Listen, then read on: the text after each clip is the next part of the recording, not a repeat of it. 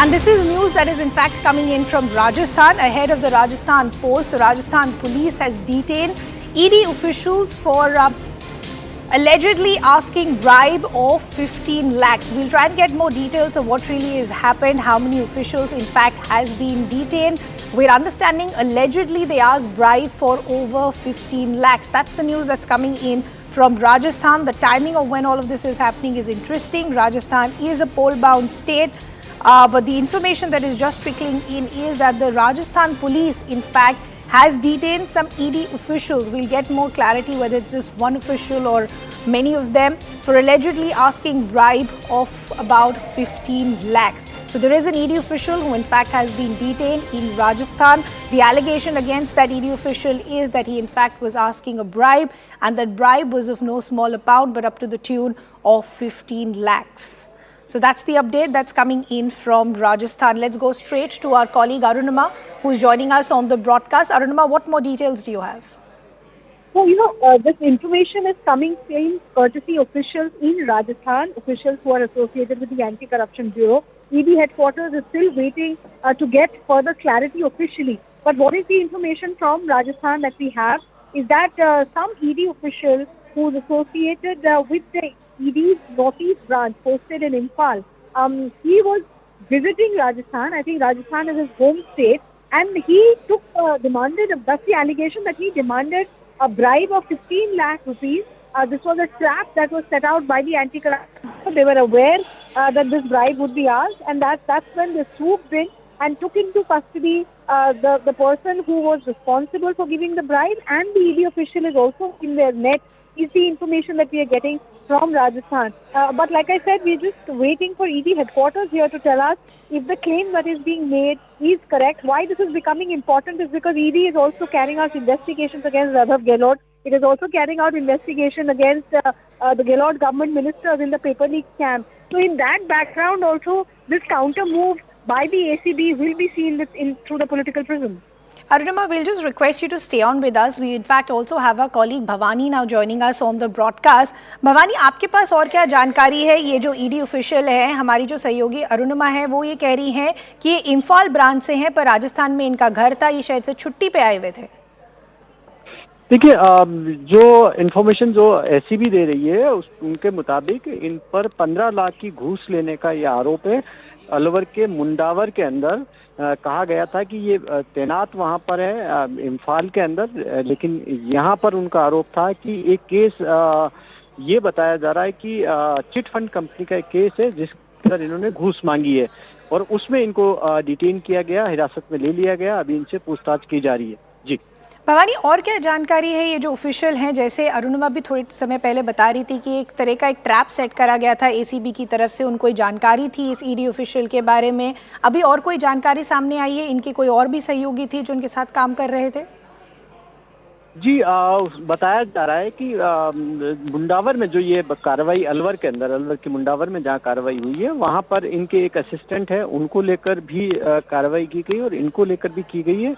और chit fund company का ये पूरा केस क्या है जिसके अंदर जो घूस मांगने का आरोप इन ईडी ऑफिशियल पर, जिनको नंद किशोर जिनका नाम है, जिनको अरेस्ट किया गया, पूरी तफ्तीश अभी सामने आनी है।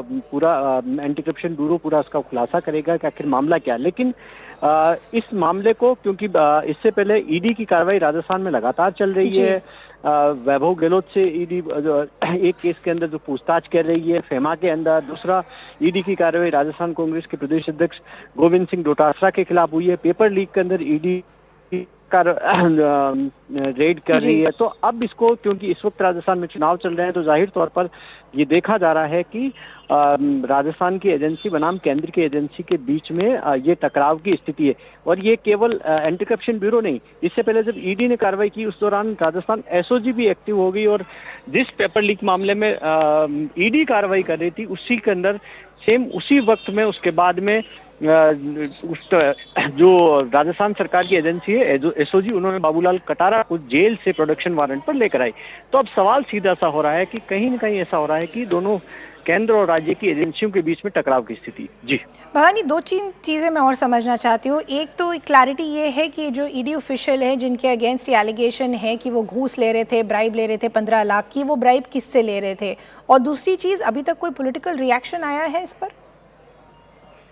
देखिए, अभी रिएक्शन ऐसा नहीं आया, लेकिन मुंडावर के अंदर रजिस्ट्रार ऑफिस में कहा जा रहा है कि वहां पर एक असिस्टेंट है, उनसे जो घूस मांगी गई। लेकिन जो पूरा केस है जिसके अंदर ली जा रही है, क्योंकि उस केस की तफ्तीश मानना बाकी है, क्योंकि उसमें चिट फंड कंपनी का केस जो बताया जा रहा है वो उस केस की स्थिति क्या है, ईडी कैसे उसको इन्वेस्टिगेट कर रही थी, क्योंकि राजस्थान में चिट फंड कंपनियों के काफी सारे केस है। तो उसमें ये देखना होगा कि एंटी करप्शन ब्यूरो ने कार्रवाई की तो क्या वाकई में ईडी उसकी जांच कर रही थी, या फिर ये ऑफिसर जो ईडी का ऑफिसर है वो वहां पर अपने घर पे आए हुए थे मुंडावर, और वहां पर इन्होंने बिना उसके केस की तफ्तीश किए कोई में कहीं इंटरवेन कर रहे थे। तमाम पूरा मामला है, थोड़ा सा कुछ वक्त बाद में जब एसीबी की ओर से पूरा खुलासा किया जाएगा तब पूरी सच्चाई सामने आएगी। जी तो भवानी जैसे बता रहे हैं कि अभी ये जानकारी थोड़ी कम है क्योंकि अभी अभी ये इनपुट आया है। भवानी, अरुणिमा थोड़ी देर पहले बता रही थी कि जो एसीबी के ऑफिशियल्स थे उनको किस तरीके का एक टिप ऑफ मिला हुआ था, वो तैयार थे इस तरह का अरेस्ट या डिटेन करने के लिए। तो आपको कोई और जानकारी मिल रही है अपने सूत्रों की तरफ से एसीबी में कि उनको किस तरह का टिप ऑफ और जानकारी थी?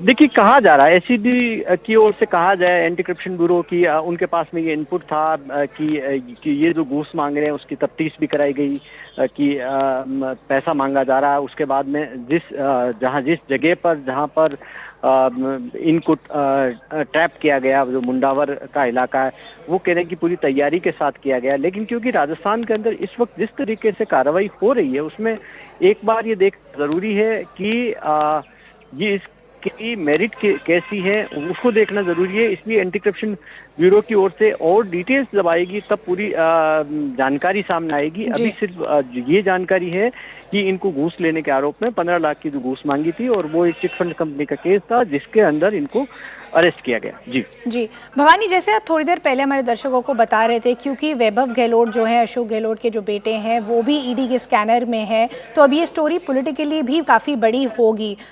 काफ़ी टाइम ऑपोजिशन ये कहती गई है कि जो सेंट्रल एजेंसीज हैं उनका मिसयूज़ हो रहा है। पॉलिटिकली इलेक्शन सीजन में आप कैसे देखते हैं स्टोरी को? देखिए, बिल्कुल अपने आप में बड़ी बात है। ऐसे वक्त में जब ईडी राजस्थान के अंदर पेपर लीक के बड़े मसले के अंदर यहाँ पर राजस्थान में एक्शन ले रही है, कांग्रेस चीफ के खिलाफ यहाँ पर रेड हो रही है, और वैभव गहलोत को, मुख्यमंत्री अशोक गहलोत के बेटे को आप सम्मान करके पूछताछ कर रही है, तो जाहिर तौर पर अगर ईडी पर यह सवाल खड़ा होगा तो पूरी जो कार्रवाई, जो दूसरी कार्रवाई चल रही है, चाहे वैभव गहलोत से पूछताछ हो रही हो या पेपर लीक के मामले में जो छापेमारी चल रही हो, तो उन तमाम पे सवाल खड़ा होगा, और जाहिर तौर पर कांग्रेस फिर काउंटर करने की इलेक्शन में कोशिश करेगी और ईडी की सारी कार्रवाइयों पर सवाल उठाएगी। अगर ईडी के ऑफिशियल अगर घूस लेते हैं तो जाहिर तौर पर उस संस्थान की, ईडी की निष्ठा पर सवाल खड़ा होगा, और इससे क्रेडिबिलिटी का बड़ा सवाल खड़ा होगा। तो जाहिर तौर पर ये चुनाव के अंदर तय मान के चलिए कि अब राजस्थान में ईडी बड़ा मुद्दा होगा। जी भवानी, एक चीज़ और समझना चाहेंगे कि अब किस तरह की प्रतिक्रिया सामने आएगी, प्रोटोकॉल्स क्या होंगे, जिस ऑफिशियल को डिटेन किया गया है किस तरह के पूछताछ उससे होगी, क्या कब तक हमें कुछ क्लैरिटी मिल सकती है? देखिए, अभी क्यों किया है उन्होंने, अब अरेस्ट किया है तो उस पूछताछ में कुछ वक्त लगेगा। जब पूछताछ करेंगे डिटेल्स, उसके बाद में जब सारी डिटेल्स सामने आएगी तब पूरी जानकारी साफ हो पाएगी कि ये पूरा जो केस है, पूरा मामला क्या था, कैसे इनको जो अरेस्ट किया गया, क्या इस पूरे मामले में ईडी की तफ्तीश पहले कहाँ तक पहुंची थी, और अब संबंध का, क्योंकि अभी ईडी की ओर से भी अब जवाब आना बाकी है। ये भी कोशिश की जाएगी कि ईडी की ओर से भी एक वर्जन आए जिसमें कि इस केस को लेकर और इन ऑफिसर्स को लेकर, इन जिनके बारे में कहा गया कि जिनको अरेस्ट किया गया, उनकी इस केस में क्या भूमिका थी, ये भी देखना होगा।